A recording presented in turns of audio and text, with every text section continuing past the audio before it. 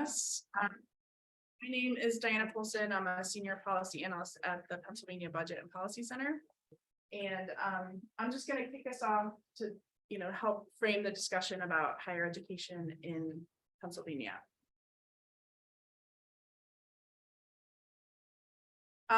So obviously there's many benefits of public higher ed. This figure really highlights one key benefit.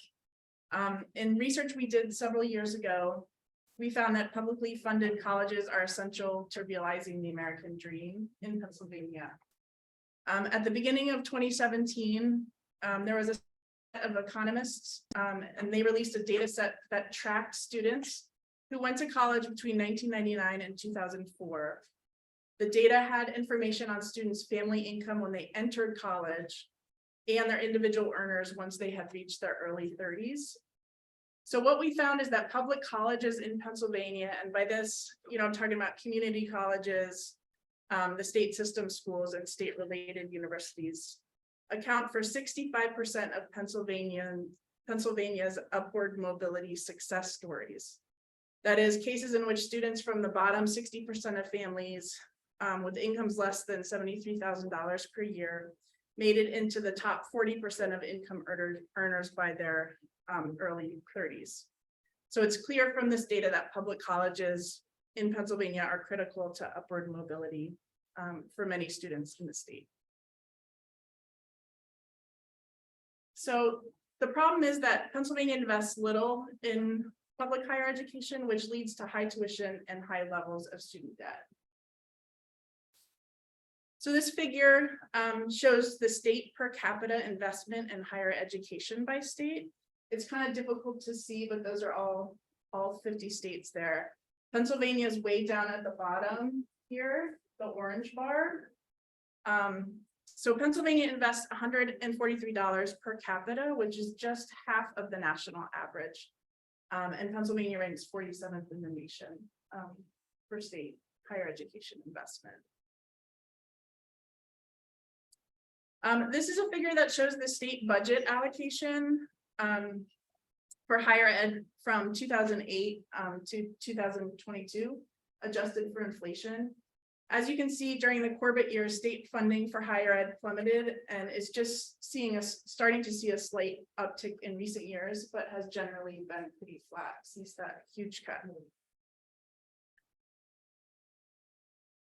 Because of this low state investment, the price of college is outpacing incomes in Pennsylvania. So here you see the blue line on the top. That's the change in the price of public colleges from 2002.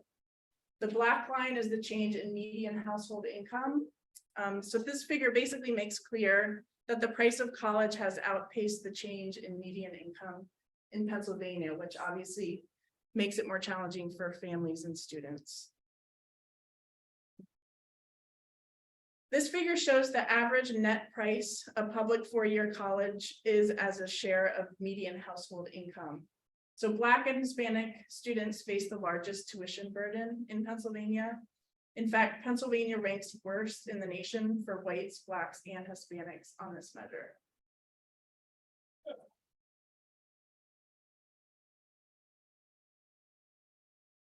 So this map shows the counties with community colleges that are in the whitish colors.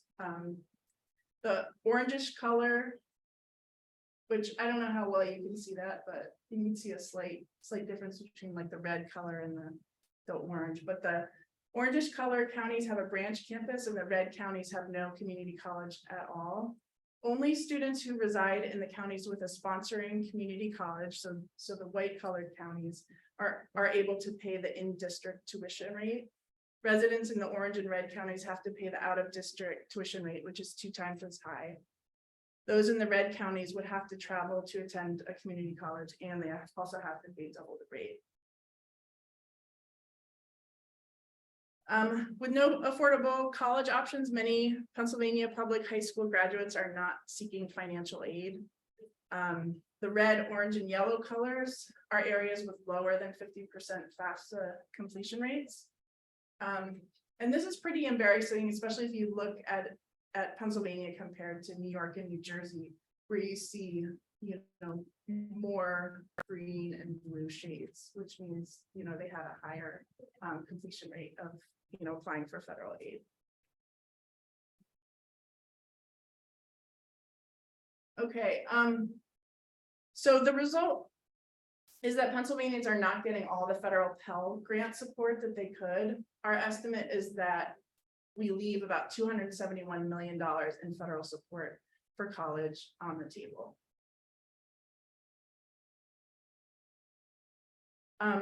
And to make matters worse, Pennsylvania isn't offering a lot of alternatives to higher education in the form of career-related post-secondary education. As you can see here, the share of students who are in CTE programs for 2 or more years is low compared to the surrounding states. Here, if you notice the counties in the 2 lightest shades of green, you'll see these are counties with the fewest working age people with education more than a high school degree. Sorry, they have the fewest working age people with more than a high school degree. So in over half of Pennsylvania counties, the percent of individuals with education beyond high school is lower than any of the other 50 states. So the result of this, low state investment, high tuition is that Pennsylvania has a student debt problem. This shows total student loan debt over time in Pennsylvania adjusted for inflation. So you can see in 2003, there was a total of about 19 billion in student loan debt. It's increased 4 times since then to $75 billion. These figures are a little bit hard to see, but the one on the left shows that Pennsylvania ranks 3rd in the nation for the average amount of debt that 2020 graduates left school with, over $39,000 a year, which is a real hardship for young people who are leaving college and really starting out on their career. Pennsylvania ranks 6th in the nation for the percentage of 2020 graduates graduating with student debt. So we have more students graduating with debt. So the governor has recognized that we have a problem. I'm just going to quote this. This is from Governor Shapiro's budget address. And for those who choose to pursue college, it's on us to rethink our system of higher education because what we're doing isn't working. Colleges competing with one another for a limited dollar, duplicating degree programs, driving up costs, and actually reducing access. As enrollment declines and questions about the value of a college degree persist, it's on us to once and for all have an honest dialogue about higher education in Pennsylvania. I've tasked Acting Education Secretary Moomin to immediately convene our college and university presidents to pick up on the conversation I've already started with them.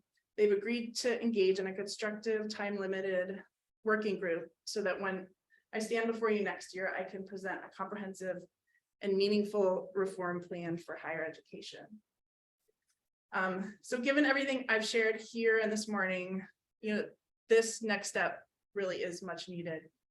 The governor proposes in this budget proposal that higher ed would only see a total increase of 3.1%, and the state system would only see a 2% increase. So we really need to have this conversation and move things forward. Lack of state investment in higher education hurts all of us. It reduces economic growth and starves business of talent. It undercuts the American dream and turns higher education from an engine of mobility to a cementer of immobility. It strangles the possibilities and the hopes of too many. Those that don't go at all and don't have or find other post-secondary options, as well as those who get burdened with debt and must choose a career path that pays rather than following their true passion. Just over the years, I'm going to touch briefly on this. We've put up, KRC has put out a number of solutions related to higher ed, and these include increasing last dollar scholarships as a way to draw down more federal Pell Grants, the Pennsylvania Promise, which is a more comprehensive college affordability proposal. And then we've also done research related to the student debt problem and have a number of solutions related to that. But that's all for me, and I'm gonna turn it over, I think, to Kate. You're next. Thank you. Yeah.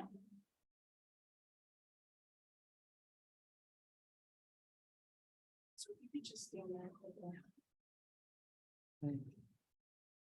Hi, everyone. I'm Kate Shaw. I am the new Commissioner for Higher Education here in Pennsylvania.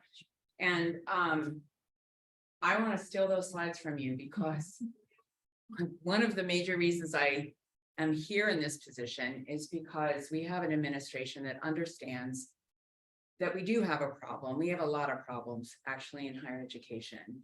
And we have a governor that understands that and wants to move us forward to address all of these problems. And so I just wanted to talk to you a little bit today about where we are in that process.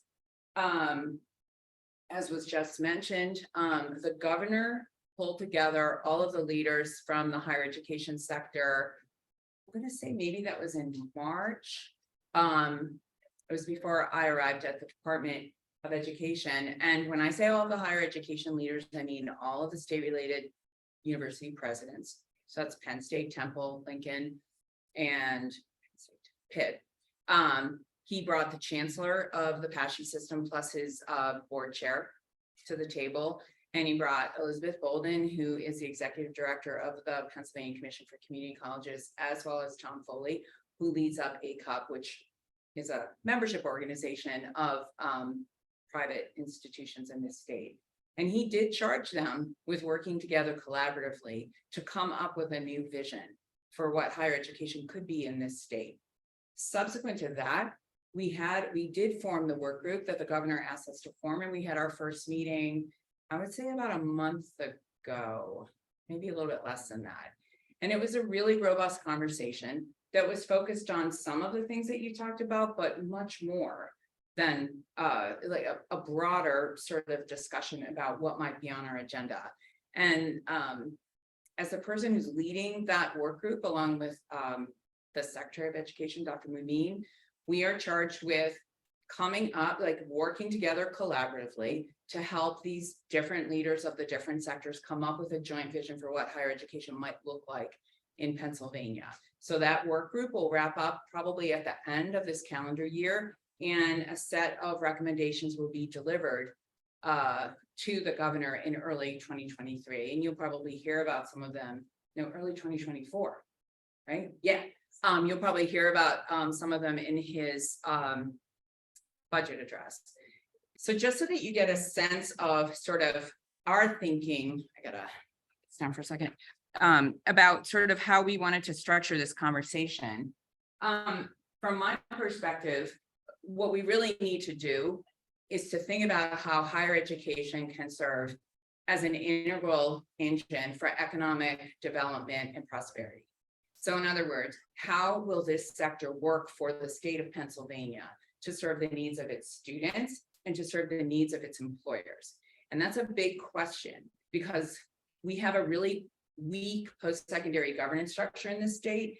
And part of what that means then is that different sectors are trying to position themselves for resources that have been in the past too scarce, and for a shrinking student population of traditionally aged students. So the trick here is to think about, if we had enough money and we had the right North Star, what would this system really look like? And could we create a coherent and coordinated system that would work for the betterment of the state in the short term and also in the long term? And so the North Star that I put in front of this group as we started our conversation was this: Pennsylvania's post-secondary sector will serve as an engine of economic development, innovation, and prosperity by delivering more credentials of value in an affordable, coordinated, and effective manner. And if we keep our eyes on that North Star and then work backwards to think about what higher education could look like in Pennsylvania, I think we will stay focused on the broad needs of this state and ensuring that this state is one that has economic prosperity, that attracts in, jobs that are high paying and create an overall standard of living that are going to keep people in our state and make them want to live here and raise their families here. So in thinking about all of this, there were a few things that I put on the table as sort of big buckets that I think we're going to need to think about in the next, whatever that is, 8 months, 9 months. The first is the finance system. Pennsylvania, unlike most states, drives out post-secondary dollars without the benefit of any formula whatsoever. There is no formula.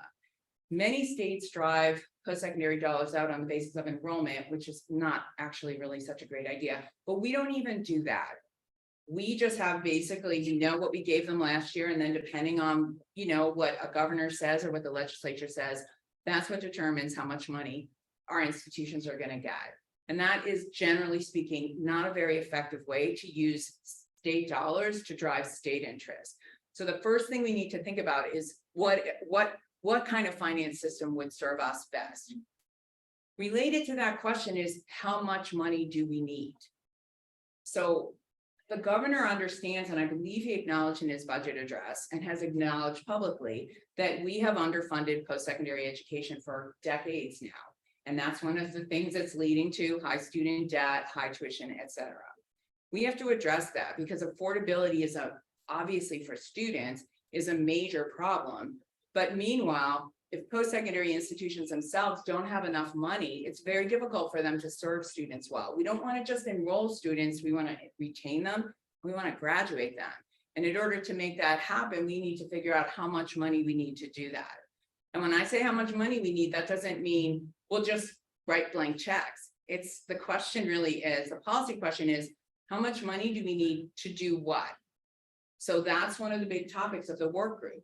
What resources do we need? Yes, but then in exchange for those resources, what are our post-secondary institutions going to do that are going to help better align them to the needs of this state? So that's a big, juicy question, right? Another thing that we're talking about is aligning post-secondary education with workforce needs. And I don't define that term in the narrow way that sometimes people do. It's like, what do people want? What do they want to spend their life doing in their careers and in their jobs? And how can we align that question with with the workforce needs of our small and large businesses and employers now, and also in terms of aligning higher education with the workforce needs of the future. In other words, if we think that our average income here is too low, what kind of jobs do we want and what kind of industries do we want to attract into Pennsylvania, and how can our educational attainment and the talent of our residents help attract those kinds of businesses to lift everybody up economically? Another huge thing, of course, is affordability. What are we going to do about affordability in this state? Obviously, having the third highest debt level in the nation, having our tuition be ridiculously high in all of our public sectors is not serving anybody well. But it is a source of income for institutions that have not received enough state dollars. And so how do we, apropos of the first question, the finance system question, how do we then make sure that affordability becomes something that is a priority, and how do we sort of address it? And there's lots of different ways that we might do that. And that's the work of the work group and the Department of Education and the governor's office. We can have a promise program. We could just, broadly increase the amount of FIA dollars. We could put tuition cap. There's lots of different things you can do. We can shorten the time to degree. There's many different policy plays that we might put in place to address the issue of affordability, but there is no doubt that everybody understands affordability to be a major problem. And if you watched any of the appropriations hearings that had anything to do with education in this budget cycle, you would have heard again and again that people keep talking about affordability. So legislators know about this and care about it because their constituents are talking to them about it. So affordability is another one of the big nuts that we need to crack. And then finally, an open question is our higher education sector structured in a way that is going to increase efficiency and effectiveness and better align our state dollars with the work that these institutions do? So right now we have 15 community colleges, but no community college system. We have a PASHI system, the state university system that's overseen by a board of governors. We have 4 semi-independent state-related institutions that receive state dollars and have some state appointments on their boards, but the boards are free to set tuition and policy. And then we have an independent sector that, of course, is completely independent of the state in terms of direct appropriations for the most part, but but state dollars touch those institutions via our FIA grants. And of course, all of that together is a lack of a system, and there's a lack of coordination. And the work group has acknowledged, or members of the work group have acknowledged, that we might need to think about whether or not there's a more coordinated way for us to address the needs of the state. And so those are the buckets of policy issues that this work group is going to be addressing. And we had a really good first meeting. And I think it's maybe a moment in time where everybody understands that this state can't kind of go on the way it has been going on. We've kind of hit a tipping point, and we have a governor that understands that and wants to do something about that. And I think that, the sectors that are present in this work group also understand that it's time to get, to really sit down and see if we can figure out how to address those issues. And so that's the direction that we're going in. The thing that I want to say really clearly is that the governor is serious about this. This is not window dressing. This is a serious agenda of his, and we are all taking it seriously. The Pennsylvania Department of Education is, and the sector leaders are as well. And so I'm optimistic that we'll be able to address a lot of these issues. And I would ask that you stay tuned because hopefully we'll start to see some solutions to some of the problems that we've been talking about. Thank you.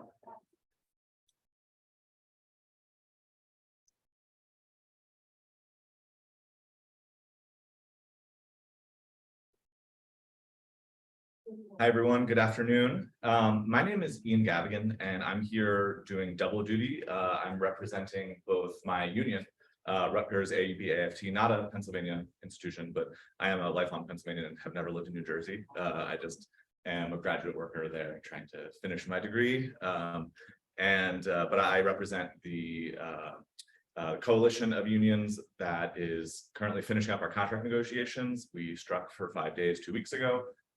Representing about 9,000 workers and forcing a pretty recalcitrant administration to the table with the help of Governor Phil Murphy to address some really important structural issues at our university facing students, workers, and the broader community.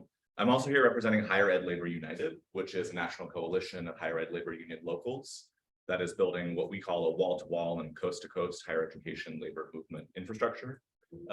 To bring higher education workers together across the lines of job category, union affiliation, and geography. Higher education workers obviously do the work of higher educating, whether it's teaching or research or food service, dining service, groundskeeping, administrative support, everything that happens in colleges and universities that make it possible. But we're organized across more than 13 different international unions. Not a single one of them is a majority higher ed union in any way, shape, or form. And so we really recognize a lack of coordination in organizing on and across campuses, but also doing political advocacy and political thinking and movement building at national scale. And so Steve invited me here today, and I'm really happy to be here on such an illustrious panel, to zoom out from Pennsylvania alone and to think about what we can take from knowing about being the ground zero of the student debt crisis, the ground zero of the kind of 5-decade degradation of higher education in this country, but also put that in context of where we're moving as a country and where we in Pennsylvania might also think about going.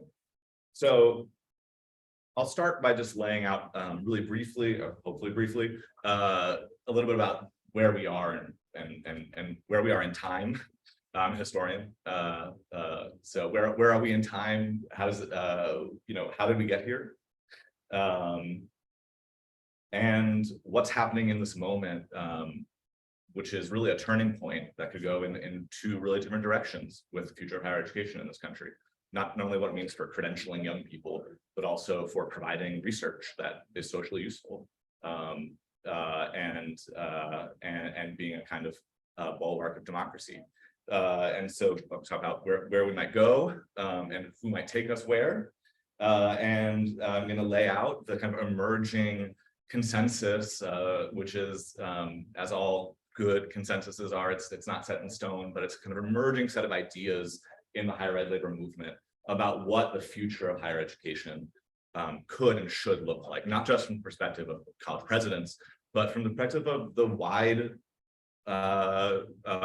groups of, the diverse groups of people that make up, benefit from, and really should be the ones controlling these institutions. So that's, that's everyone else basically. So let me get into it. So, we're at the end, hopefully the end of about 50 years of what some people call the neoliberalization of the American colleges and universities. And so for almost half a century, we've seen a kind of systematic disinvestment from public higher education. And the evidence of that is in the, the debt loads that we saw in Diana's great presentation in the beginning. It's in the $1.7 trillion in individual student debt that borrowers hold, whether they complete a degree or not, around this country. We all know about that one. Many of us feel it in this room ourselves. It's also evident in an institutional debt crisis, the other debt crisis that our colleges and universities are saddled with. Lacking state funding, have turned to private finance, the private finance industry, which comes with yet different strings attached to it, including restrictions on how they spend money, labor relations, other things on campus. We've seen a skyrocketing costs of attending college, not just tuition, but also the cost of surviving while being in college. I know there are a couple of college students in the room, and it's expensive to get by, not just to pay for tuition. And as a representative of a union that represents 9,000 workers that has gone on strike specifically around issues of job security, it's also really important to note what this unfolding multi-decade crisis has meant for those who work in higher education, which is we've seen the mass adjunctification, the mass gigification of our sector. And no one has felt that more than instructors in the higher ed system. So if you went back about 5 decades, you'd see that 75% of instructors of teaching staff in colleges and universities in this country were on the tenure track, somewhere on the tenure track. And what tenure just means is you have security from being fired without good cause. That it's the basic labor protection that every worker should have. And it just so happens that in this country, very few workers do have that, and those that do, some of those that do are called tenure stream faculty. And so, if you go 4 or 5 decades, about 75% of faculty in this country have that, which means the rest of the 25 are somewhere else on the spectrum of job security. Today, the numbers are reversed. 75% of faculty, teaching faculty in American higher education, and it's even worse in community colleges, it's north of 80–90% in many community colleges, are not on the tenure track. And the vast majority of those people aren't like full-time people, they're adjuncts. And we have an adjunct army. Many of them are graduate students, many of them formerly had full-time jobs, many of them cobble together 3, 4, 5, 6 classes a semester, oftentimes at poverty wages, just to get by with no health insurance, no retirement benefits, no job security, not knowing if from one semester to the next you're going to have a job. And so this is this is yet more evidence of what this unfolding crisis of what some scholars call the neoliberalization of the university has meant. So there's evidence all over the place for the crisis, for the problem that flows from disinvestment, the problem that flows from shifting the cost burden off of us as a kind of collective, like social body, and onto individuals.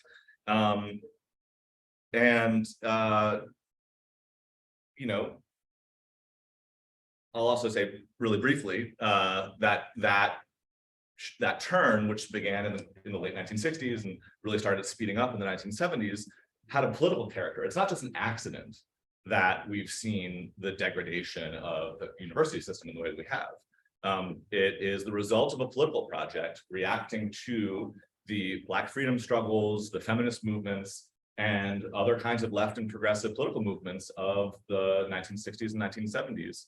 And so you can see, and Nixon and Ford and Rockefeller weren't even hiding why they were ending free tuition at CUNY, for example, or Reagan rolling back the master plan at the University of California that had made the University of California free to attend for quite some time, and instituting new tuition, new fees, new restrictions. It was a political project from the beginning, and it's been a political project for several decades. And so it's important to recognize that this isn't just happening. It's happening for a reason, for lots of reasons. But we've also seen, and one of the reasons it's so easy to tell this story is that in the past decade or two, we've seen a really rapid transformation in how the people who are suffering under this system are responding to it. And we've seen movements arise. We've seen the fastest and the most robust growing section of the American labor movement right now is in higher education. And people are organizing in higher ed, whether they're grad workers or research assistants or faculty, adjuncts or full-time, or groundskeepers or administrative staff. What we're seeing is a mass unionization, especially in the public sector, in the public section of higher education in states that have public sector bargaining, as workers themselves in these institutions start saying, this is enough. We must stop and we must take a new direction. And so we've seen a similar a kind of parallel and often intertwined movement of debtors. So you see organizations like the Debt Collective and the kind of national movement to cancel student debt that has come out of this crisis and seen its effects and recognized the structural issues at play and recognized that that we need to engage in a political process and political fight to move the ball forward. And so, there's finally a counter force that's saying, actually, let's stop. Let's think about what's the purpose of higher education. Yes, we need to credential people. Yes, we need to do basic medical research. Yes, we need to have more, yes, we need to create the space for the community service that colleges and universities provide. Yes, we need colleges and universities that are the last remaining institutions in deindustrialized cities or in depopulated rural areas. Yes, we need all of these things. We need them to be robust. And so we've had a strike wave, actually, that is, we're still, my institution is at the, we've contributed to it now, but, we've seen adjuncts at the new school. We've seen full faculty, both full-time and adjunct at the University of Illinois in Chicago. We've seen postdocs, graduate workers, student researchers across the University of California system, 48,000 of them, by the way. We've seen staff workers at Goddard College in Vermont, graduate workers at Temple in Philadelphia, at Michigan, at the University of Michigan in Michigan. We've seen all instructional staff, from graduate student all the way to distinguished fancy professor and everyone in between at Rutgers go out. So all of these are evidence that we're moving in a direction, and we've seen the formation for the first time in modern memory of an organization like HELU, which is trying to build the national framework for bringing folks together, not just around their campus-based fight, not just around their specific experience, but around a new vision. And so I submit to you that there's actually, though, two competing visions for where we take the kind of carcass of the neoliberal university system and move forward. In Florida and Texas and Idaho and many places in between, you're seeing one argument for what higher education should become.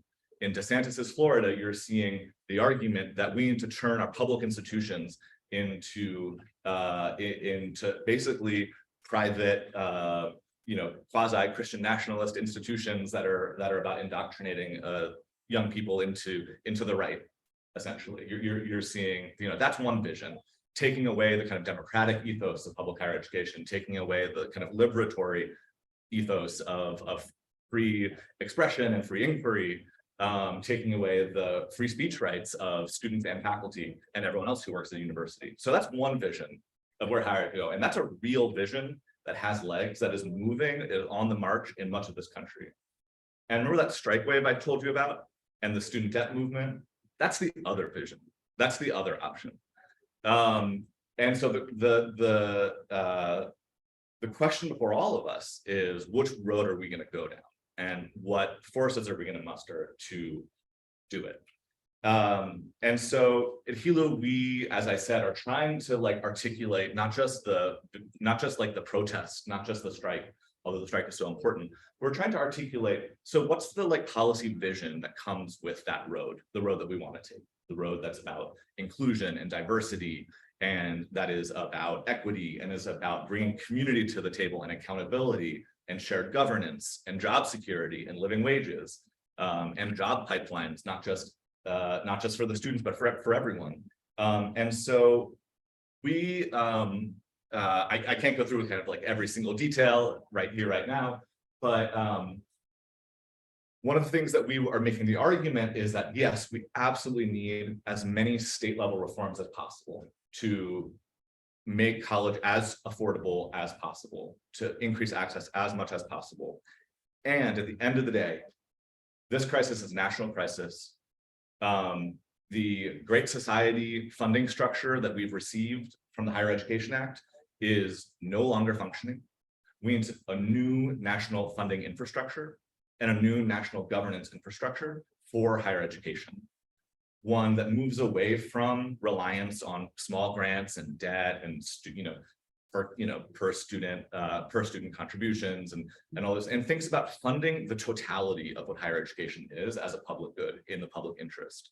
And so that means, and that's a long ways off, by the way. I mean, we're all pretty clear-eyed about that, but that has to be, to use a phrase that Kate used, that has to be our North Star. How do we build this into the public good, in the public interest of students, of debtors, of workers, of the communities that have for too long been pushed away from our universities, even as they're employed in them to do many of the kind of more menial tasks. I mean, look at Penn and Philadelphia, or Yale and New Haven and all these kind of places. So we're really trying to think, build a kind of North Star there, and leverage, build a movement and leverage movement power to move, hopefully somewhere down the line, federal resources that in ways that enshrine colleges and universities as centers of research, teaching, employment, and service. There's a lot of details I could talk about there. There's specific ideas about how to reform the Higher Education Act or kind of replace it. We've been very involved in the College for All conversations and making sure, and I guess I'll leave with one last point before getting to the conversation, which is that, as we're moving towards thinking about more seriously, whether it's state level reforms, that so places like New Mexico and Massachusetts are doing a lot of this kind of work. Massachusetts actually just passed a millionaire's tax, which is going to be going to direct many billions of new dollars into two things, into higher education, public higher education, and public transportation. New Mexico piloted a free college program that's much more than a last dollar program, and for 1 year, maybe 2 years ago, and now they have institutionalized that in more long form. So we need as many of those experiments as possible, and we need to make sure that when we're thinking about college and university reform, financial governance, accountability reform, it cannot just be about students. And that's not because students aren't the most important people there, but it's because students aren't the totality of what higher education is in terms of its teaching mission, in terms of its research mission, in terms of its service mission, in terms of its democratic mission. So we have to take into account workers, we have to take into account the community, and we have to take into account that question of democracy. And all four of those ideas must be at the center of how we approach reform. So I'm really excited to be here today. Thank you so much, and looking forward to the conversation.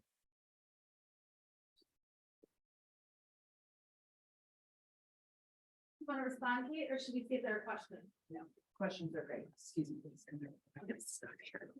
So is there anyone here who has a question that you would like to ask? Yep.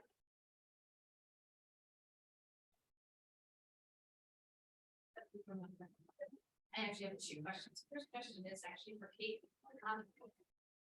Has there been any discussion about how some of the recommendations from the federal government side about the community college program and how that could be, free community college for all, and how that could have an impact and how that might fit into a statewide reform system? No. And Well then, okay. Oh, I got that. So yeah, that's okay. There you go. No, and, again, I've only been here a couple months, but I don't think that that should be factored in because we don't know what's gonna happen at the federal level. I think our job is to fix things at the state level, and in spite of the fact that we have a Department of Education and a Higher Education Act at the federal level, the reality is all the action about higher education happens at the state level. So this is where it is our responsibility to figure out how we're gonna address affordability. If somehow the federal government passes a free community college act, that's terrific. We will adjust accordingly after we celebrate. But for now, our job is how are we going to address the issue of affordability in a state like Pennsylvania that has disinvested in higher education for a long time, has tuition that's too high in every sector, and is such a broad and diverse state that we have different configurations of institutions in different parts of the state. So it's difficult to think of a one size fits all. So no, we're not, we're paying attention to what we can do here, because this is what we can control. Yeah.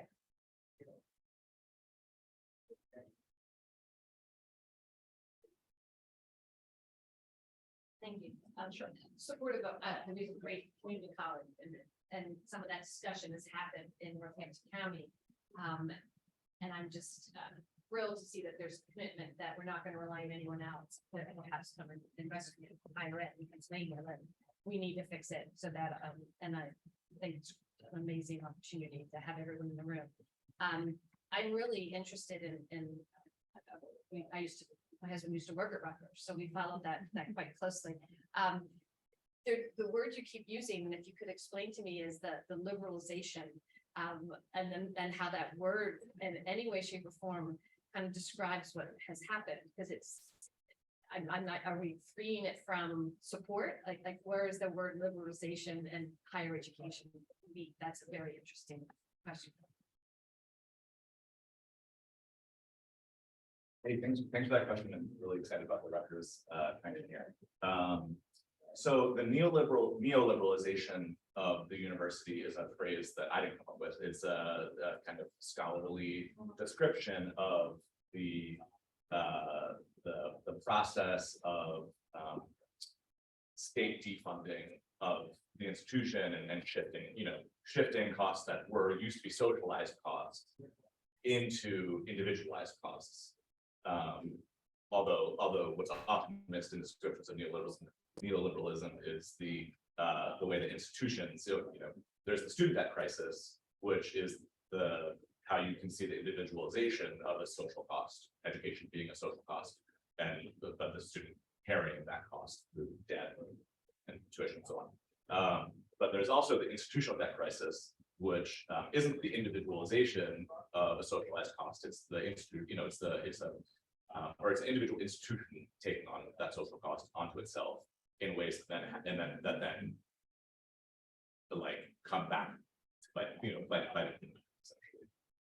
And so I don't know if that answers your questions, but happy to explain that more if that wasn't good enough. Is that good? Yeah.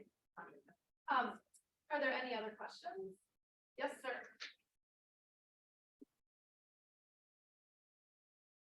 Okay, I'm going to graduate here in a few days.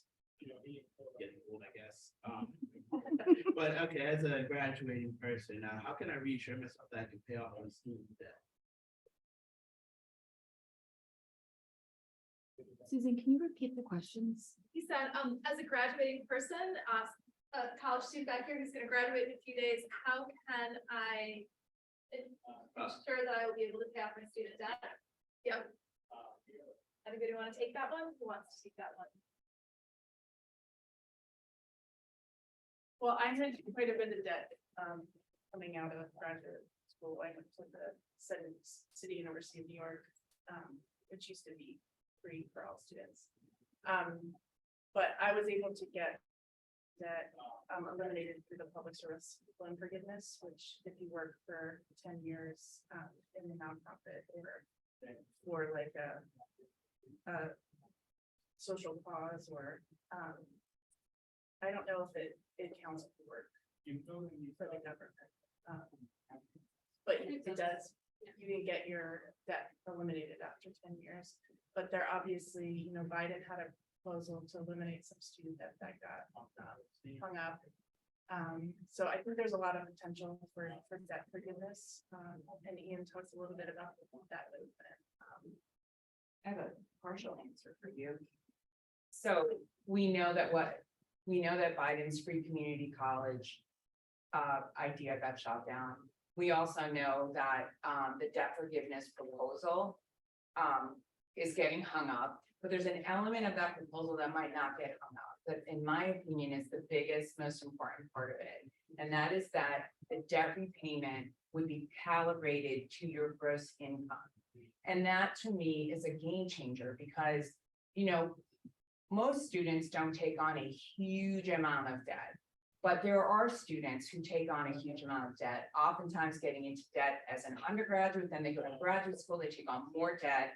And some of those people are paying hundreds, if not over $1,000 a month, just for their student debts. And that's not a tenable situation. It's not good for the student, obviously. It's not good for our economy either, because those dollars are not going into a new car or you buying a house or any of that.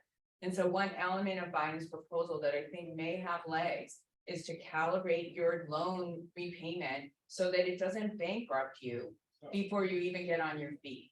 And so I would pay careful attention to that and see if that element of the proposal survives, even if other elements of the proposal don't survive, because that's going to affect every single human being in this country that has student debt.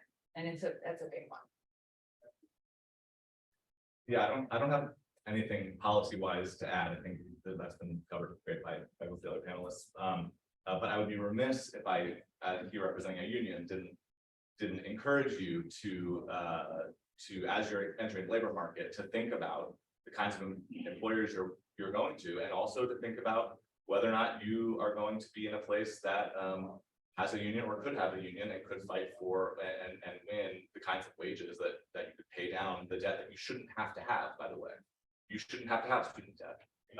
But because you do have it, you know, that's something to pay attention to as you enter the labor market. Thank you. Yeah. Hi, thank you all so much. To me, it was really shocking to find out that Pennsylvania is ranked third in terms of high student debt. That was insane to me, but I come at this from an advocacy space around K-12 funding. And what I'm wondering is how can we as constituents in Pennsylvania use our voices and advocate to like discuss this issue? Like, what is like your best advice for like what we can do, whether it's like talking with lawmakers or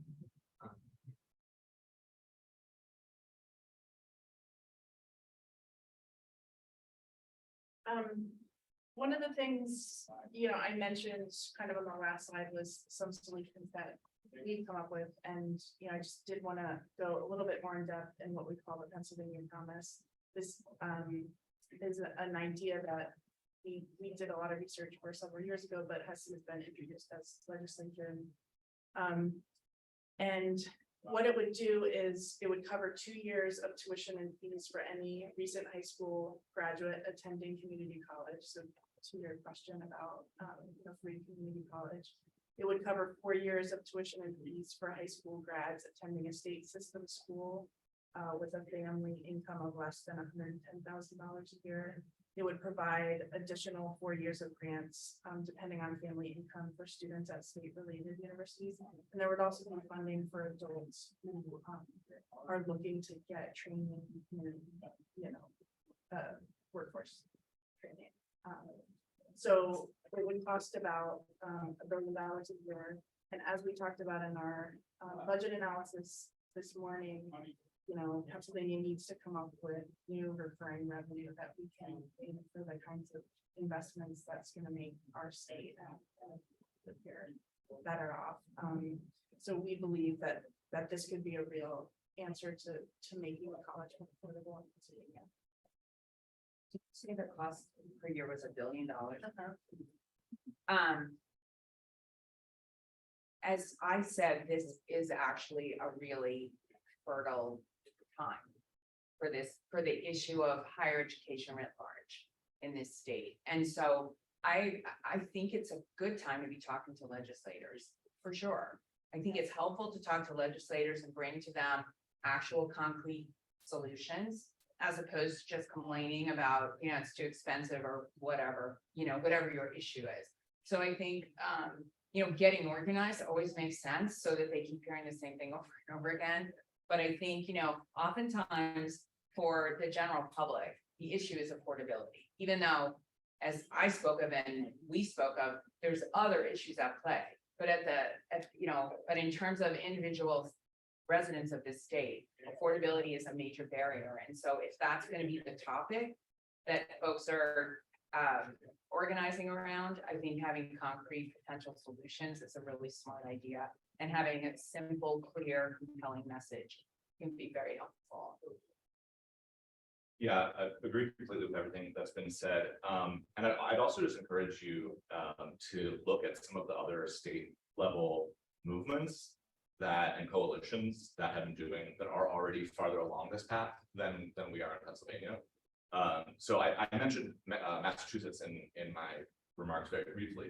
And I apologize, I forget the name of the coalition right this second, but their state NEA affiliate, Massachusetts Teachers Association, is the kind of core leading group inside a much larger formation of education advocates and in this case, transportation advocates and kind of people who want to hold the wealthy accountable and grow the social state. As I mentioned, they've successfully passed a really ambitious new millionaires tax. I'm not saying that's going to happen the exact same way here, but in terms of the way they built that coalition, which didn't exist before they built it, never exists before you build it. There are actually living, breathing models out there. In New York City, there's the New Deal for CUNY coalition, which has had some success at clawing some more money out of the state government. They have not yet gotten what they want, which is kind of a return to free CUNY.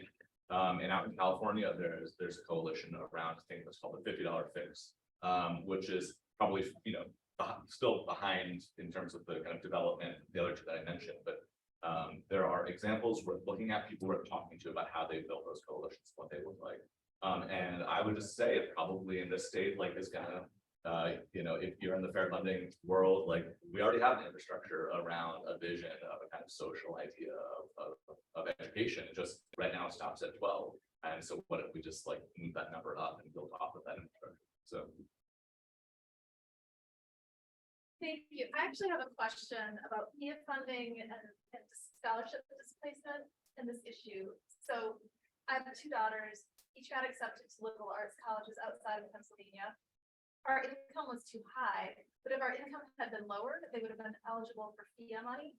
That FIA money would have gone to their institutions and they would reduce their institutional aid by the amount of FIA money that we got.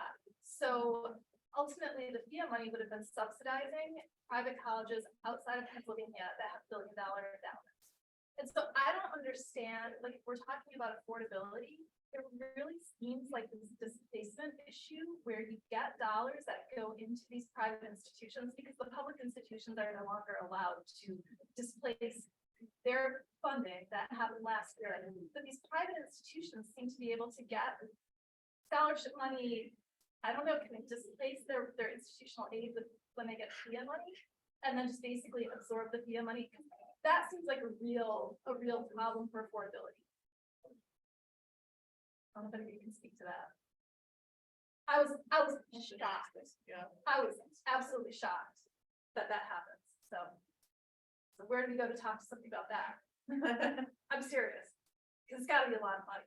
And if they're talking about scholarships, the Teach scholarships that are in House Bill 688, if you get $8,000 to become a teacher and it goes to a private institution, is that private institution going to be able to just say, great, you got that $8,000, we're going to take $8,000 institutional aid away from you? Speak to that a little bit.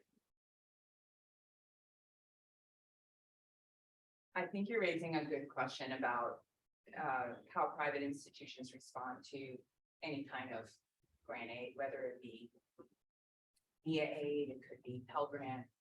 And I actually don't know enough to know sort of. Can't really say anything about that right now, but I think your questions are good ones. I think the other thing to remember is that in this state, not everybody has access to state institutions. And so that's just a reality about Right. the state of Pennsylvania.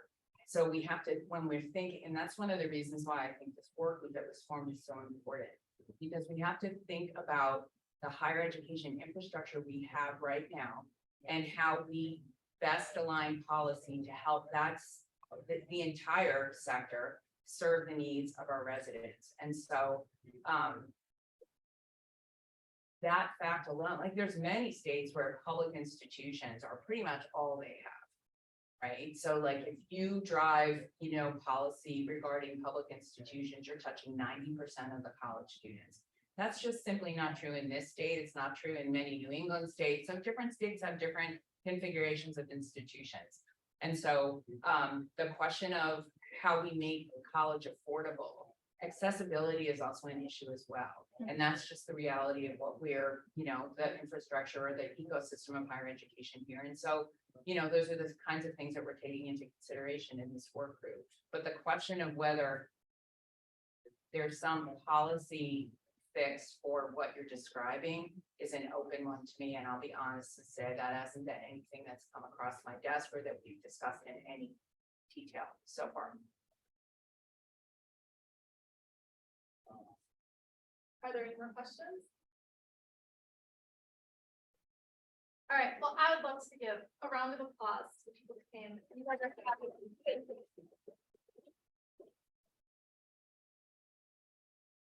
I think you are done for your day, and thank you for coming here to the Budget Policy Center today. So, yeah, thanks, guys. Thank you.